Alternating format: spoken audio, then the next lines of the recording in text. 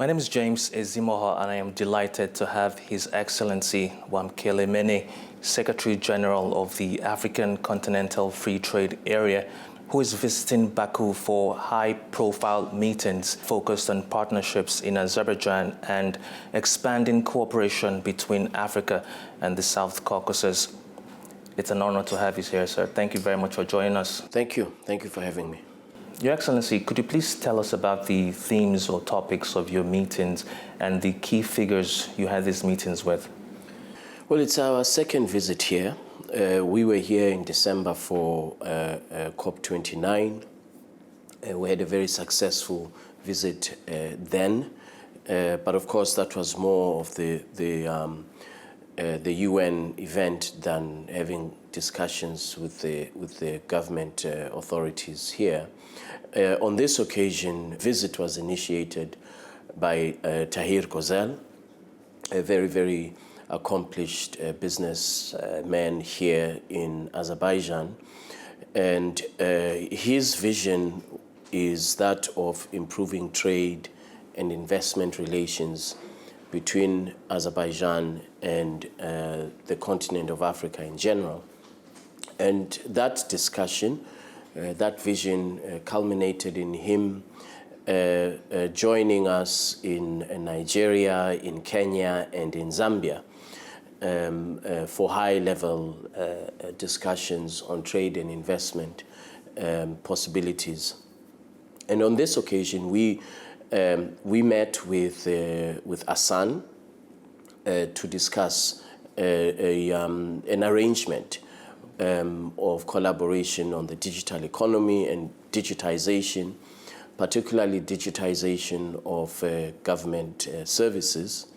As you know, Hassan has a very, very successful and effective digitalization strategy, which many countries around the world are looking at very, very closely with a view to modeling it for their own improvement and efficiency of government services. So we had a very good discussion there, and we also had discussions that focused on trade and investment relations between Azerbaijan and the African continent. I hope that an outcome of this meeting will be a collaboration arrangement on the digital economy, on digitization, between the AFCFTA Secretariat and Hassan under the President's authority. Now, how do you see the outcomes of these meetings and discussions shaping practical cooperation between Azerbaijan and African nations? This has been a very successful visit. It is a start to an exploration of collaboration that will be meaningful on both sides. I think that the potential for expanded trade and investment between Azerbaijan and the continent of Africa is immense and untapped. As you know, the continent of Africa is a continent that has 1.4 billion people, with a combined GDP of 3.4 trillion United States dollars. By the year 2050, 1 in 4 people in the world will be African. And then other economic indicators of growth, 3.5% on average growth rate, which stands the continent in good stead. Over 60% of the world's remaining arable land, over 35% of the world's remaining mineral deposits. So there is a very, very strong investment proposition case to be made by the African continent based purely on these indices that I've just mentioned. And I think for a country as successful as Azerbaijan, a strategy for engaging commercially in terms of trade and investment, engaging with the continent of Africa would be a win-win because it would offer Azerbaijan a market, a new market, and market diversification in the current context is absolutely essential for prolonged and sustained economic growth. So I think that the potential, and I would encourage the government to explore the potential, as we are doing now, in other areas apart from the digital economy or digitization. For example, in value addition, in minerals processing, in Africa, in the services sector, there's enormous potential for our trade and investment relationship. If you look at the success of this economy, it is obviously one of the most successful economies in the region. It's unmatched. 20 to 30 years down the line, I think that's really the key question for the growth projections of the country. And I think that the leadership here has the right vision. I was here in December when the president made his opening remarks at COP29, and it was a very compelling and bold vision that he set out for Azerbaijan, and that is very consistent with the ambitions of the continent of Africa, particularly in light of what is happening in the world today, when trade and investment cooperation between South-South or like-minded brotherly countries is of critical importance. Otherwise, we would certainly, I think, be missing out on an opportunity if on both sides we don't take this unique challenge of geoeconomic fracturing as an opportunity. So I would encourage the government here to seize the opportunity and to look at the continent of Africa as a brotherly continent where trade and investment relations can result in win-win for both sides. Again, in reference to the president's statement in December, I thought that not only is it a bold vision for the country and South-South relations, but it was a statement of independence. It was a statement of independent thought, a statement of a country that is willing to stand up for itself and speak for itself, regardless of global pressures on a range of different topics, including what was discussed at the time, climate change financing, and the political economy of climate change. So all of these left a very, very positive impression in my mind that we have a strong partner in Azerbaijan, and I'm very grateful that Tahir Kozel was able to arrange for us to come back a second time. Now, in terms of trade and investment, I know that you've already touched upon this a bit. What role do you see Azerbaijani companies playing in Africa's growth story? We actually had this discussion at length with Hassan, with other business people here, with Tahir Kozel, about what are these opportunities that can be explored. As I mentioned, the continent of Africa has over 30% of the world's remaining minerals. Those minerals should no longer be exported unprocessed. We invite processing of minerals on the African continent to enhance innovation, competitiveness, and of course to create jobs. And so we see a lot of opportunity for investing in critical minerals, in particular, critical minerals processing, where there would be, again, win-win results for the host country in Africa and Azerbaijan. We see opportunities, second, in the area, as I mentioned earlier, of the digital economy and digitization. This is something that is a very significant opportunity. The International Finance Corporation estimates that by the year 2035, Africa's combined digital economy will be in excess of $700 billion. That's a huge digital economy market to explore, whether it is investing in data centers, investing in payments platforms, investing in electronic commerce, trading. All of these e-commerce, digital economy advantages, I think, are there to be explored. There are opportunities in agriculture and processing of agricultural products, not just for food security, but also, importantly, for export and import.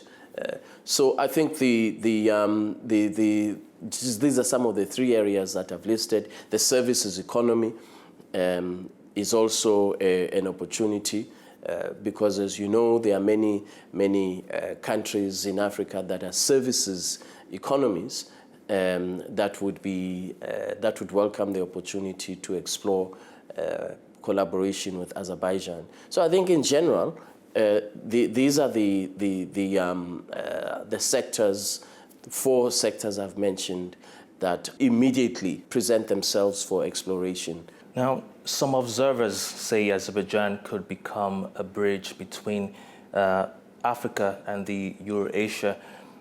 How do you view the potential for wider political and economic ties with the region?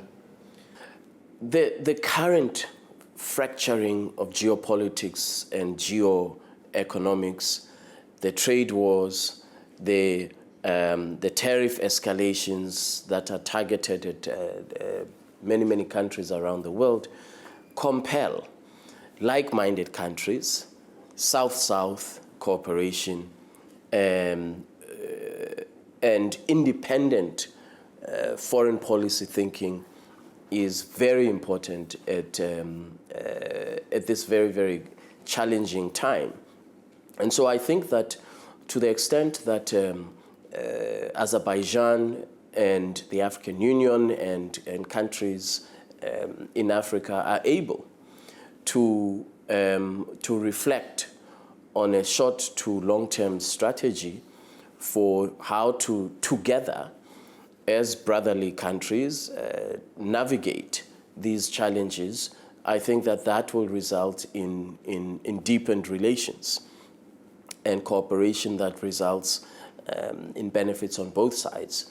I can't speak as for the region and who in the region is well placed as a country to play that role, because I have not been to other countries in this region. I can only speak as to what I have seen and heard here in Azerbaijan, and certainly from what I've seen and heard, I think that the country is very well placed to precisely play that role. The African Union is a partner for the country. President Kagame was just here 3 days ago. Other heads of states from Africa also have been here on bilateral visits.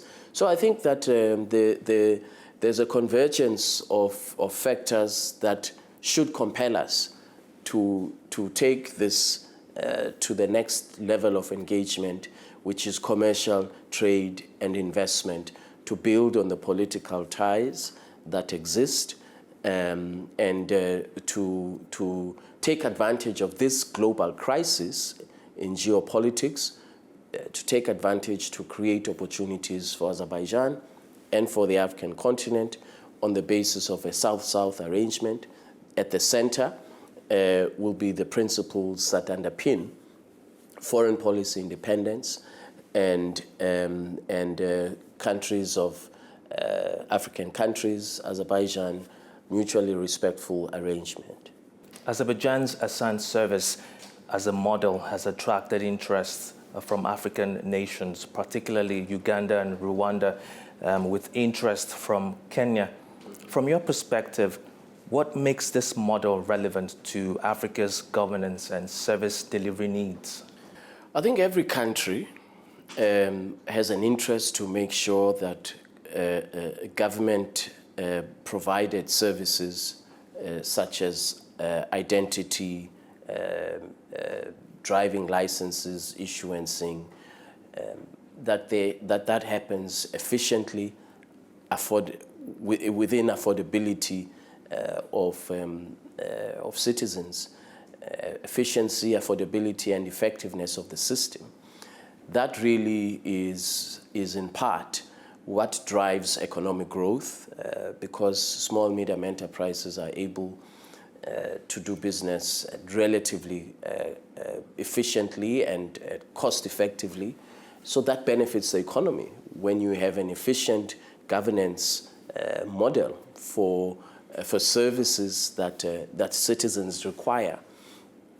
And when you integrate that ambition, that vision of efficient governance, you integrate it with technology.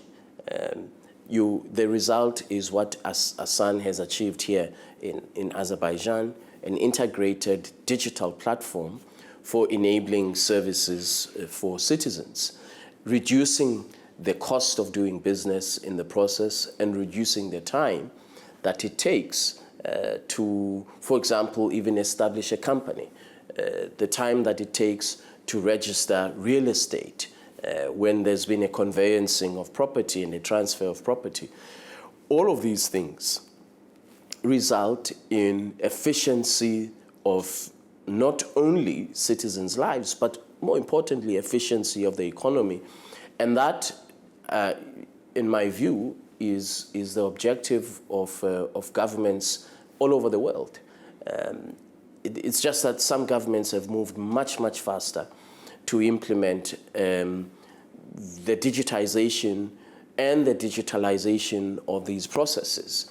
And so I think it's not a surprise to me that many countries around the world are looking at the Hassan model because it's effective and it has been rolled out in a relatively short period of time.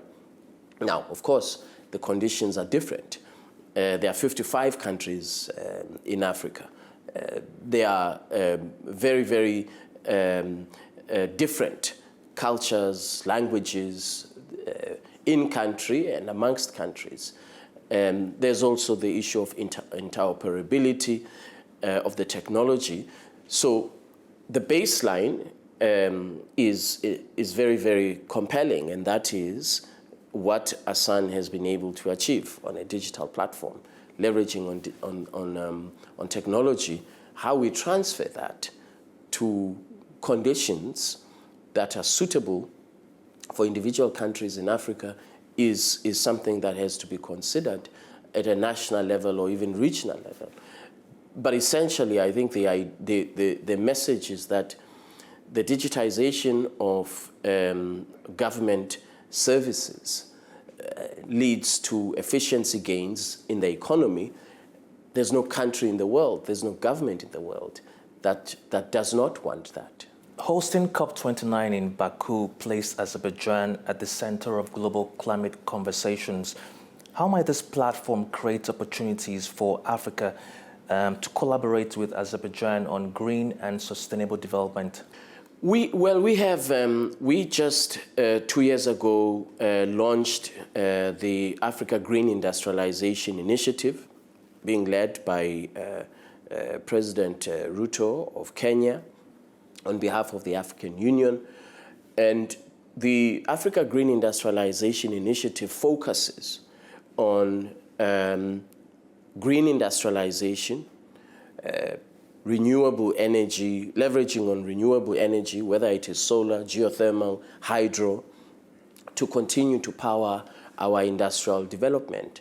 And so, again, it comes back to the point that was made by Azerbaijan at the opening of the conference, and that is that we must strike a balance between development, industrial development, for those of us who are at the lower end of development industrially, strike a balance between industrial development and the environmental imperatives.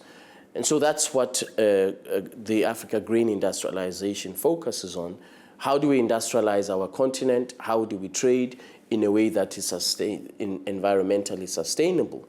That will require investment in, as I mentioned, in renewables, for example.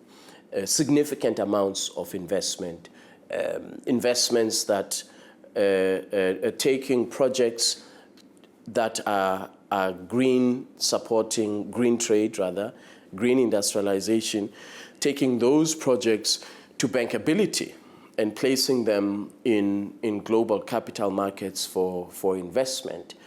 That's what I see as an opportunity between Azerbaijan and the continent of Africa, particularly with the Africa Green Industrialization as a special vehicle to achieve those investments that are targeted at the green transition that we want to see.